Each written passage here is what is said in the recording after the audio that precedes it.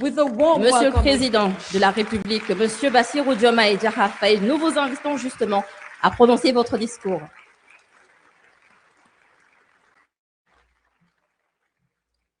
Merci beaucoup.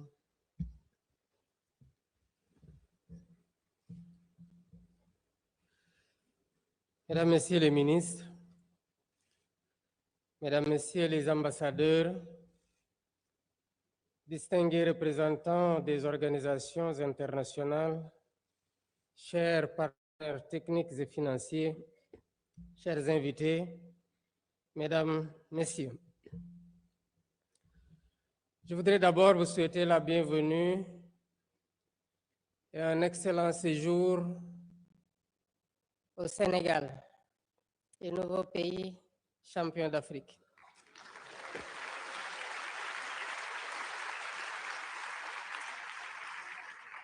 Je voudrais par contre vous rassurer que le sourire et l'hospitalité avec laquelle vous êtes accueillis n'est pas lié à ce nouveau titre que nous savourons bien, mais c'est dans notre nature. Vous êtes au pays de la Teranga.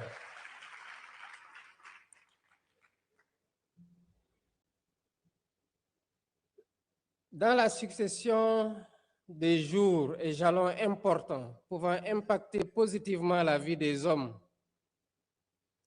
ce 26 janvier est une date marquante, avec la tenue ici à Dakar de la réunion de haut niveau préparatoire à la conférence des Nations Unies sur l'eau en décembre 2026. Votre présence à Dakar témoigne de l'importance politique que la communauté internationale accorde à l'eau et à l'assainissement. Non seulement comme enjeu sectoriel, mais également comme fondement essentiel de la dignité humaine, de la santé des populations et de la stabilité des sociétés, mais aussi de la prospérité partagée des nations. L'eau est en effet une ressource vitale pour l'homme et la nature. L'eau est indispensable au maintien de l'équilibre de la planète et à l'atteinte des objectifs de développement durable. Pour autant, nous le constatons tous, la crise de l'eau est une réalité mondiale. Selon les Nations Unies, 2,2 milliards de personnes n'ont toujours pas accès à une eau potable sûre et près de 3,5 milliards restent privés de services d'assainissement adéquats. Pendant que 4 milliards de personnes subissent une pénurie d'eau sévère au moins un mois par an. L'Afrique est particulièrement affectée par cette crise, avec 40% de la population qui n'a pas accès à l'eau potable et plus de 70% de manque de services d'assainissement de base. C'est une situation moralement inacceptable.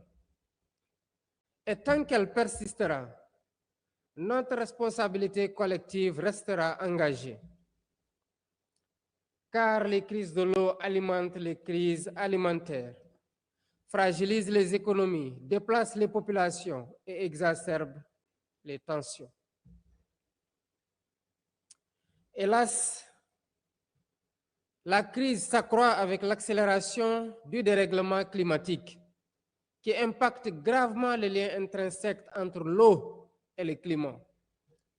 Étant établi que l'eau agit sur le climat, tout comme le climat détermine la disponibilité et la qualité des ressources en eau. En effet, le changement climatique perturbe considérablement le cycle de l'eau, entraînant sécheresse, inondations selon les précipitations faibles ou surabondantes, la fonte des glaces du fait du réchauffement climatique, ainsi que du changement des niveaux marins. L'eau, quant à elle, est un facteur climatique majeur et ces perturbations affectent notamment la disponibilité d'eau douce, la santé, l'agriculture, l'énergie, l'éducation et la biodiversité. Face à cette précarisation de la vie. Le coût de l'inaction est immense. Il se mesure en vie humaine perdue, en opportunités de développement compromises, en fractures sociales aggravées et parfois en paix menacée. C'est pourquoi investir dans l'eau n'est pas seulement financer les infrastructures, mais également investir dans la résilience climatique, dans la prévention des tensions et des conflits, dans la stabilité et la prospérité mondiale. Dès lors, il est essentiel de renforcer les efforts de plaidoyer pour que la problématique de l'eau reste au cœur de l'action climatique et de l'agenda international. Mesdames et messieurs, l'objectif de développement durable numéro 6 consacré à l'eau et à l'assainissement constitue un levier stratégique pour l'atteinte de l'ensemble des objectifs de développement durable. Le fait de progresser, le faire progresser, c'est contribuer subséquemment à la mise en œuvre de l'agenda 2030. Cependant, nous notons qu'à 5 ans de l'échéance, force est de constater que nous sommes loin des objectifs fixés, même si des progrès sont observés sur plusieurs indicateurs, prouvant que l'accélération des performances reste possible si nous agissons sur les bons leviers. L'Afrique est au cœur de ces enjeux, malgré sa vulnérabilité aux chocs hydriques et climatiques. Continent riche de ses ressources et de sa jeunesse, elle est aussi une force de solution, d'opportunité, d'innovation et de savoirs endogènes.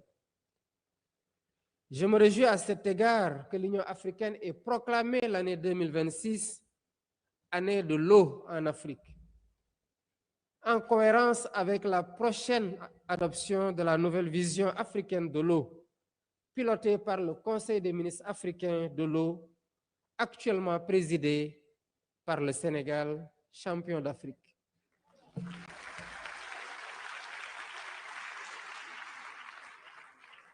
Cette ambition traduit une volonté de faire de l'eau un levier stratégique de transformation sociale, économique, environnementale au service de l'agenda 2063 de l'Union africaine et l'objectif de sécurité de l'eau pour le continent. Conscient de tous ces enjeux, y compris géostratégiques, le Sénégal s'est très tôt engagé en faveur de l'hydrodiplomatie. La co-organisation de la Conférence des Nations Unies, aux côtés des Émirats arabes unis, s'inscrit dans cette dynamique de faire de l'eau une source de paix et de développement, et non pas une source de conflit. Voilà pourquoi je tiens à saluer ici la qualité du partenariat avec la coprésidence émirati, fondée sur la confiance, une vision commune, mettant la problématique de l'eau au cœur de l'agenda international pour plus d'accès et de gestion apaisée des ressources hydriques. Ce partenariat est un symbole de la force du multilatéralisme à travers le dialogue et la coopération. Ensemble, nous voulons faire de cette conférence un moment d'engagement et d'action concrète. À l'heure où les Nations Unies s'engagent dans une réflexion profonde sur le renforcement du multilatéralisme, la question de l'eau constitue un test concret de notre capacité à produire des résultats tangibles pour les peuples. Faire progresser l'agenda de l'eau, c'est aussi restaurer la confiance dans l'action multilatérale et démontrer que la coopération internationale demeure un levier crédible de solution.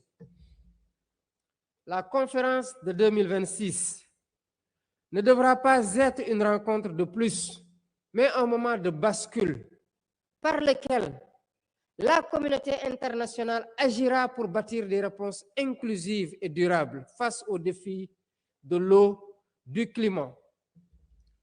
en mobilisant État, collectivités territoriales, secteur privé, société civile, scientifiques, communautés locales, jeunes et femmes dans un bel élan de solidarité et de complémentarité.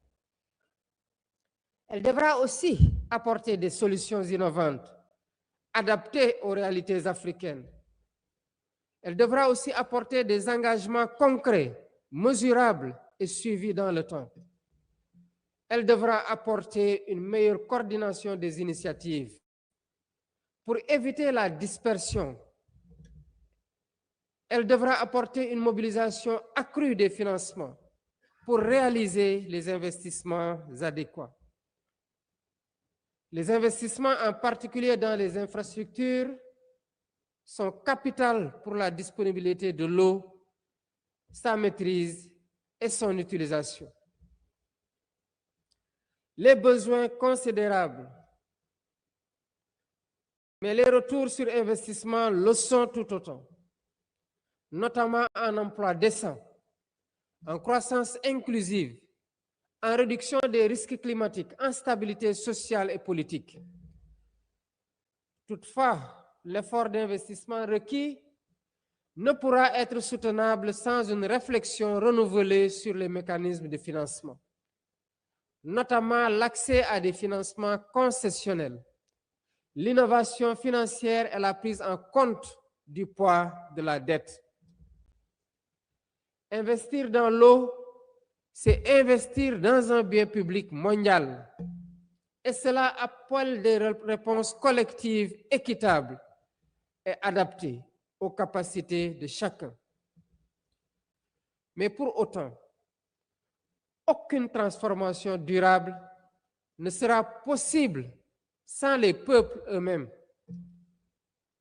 Avec les savoirs endogènes, les communautés locales et les peuples autochtones sont les premiers gardiens de l'eau. Leur connaissance fine des territoires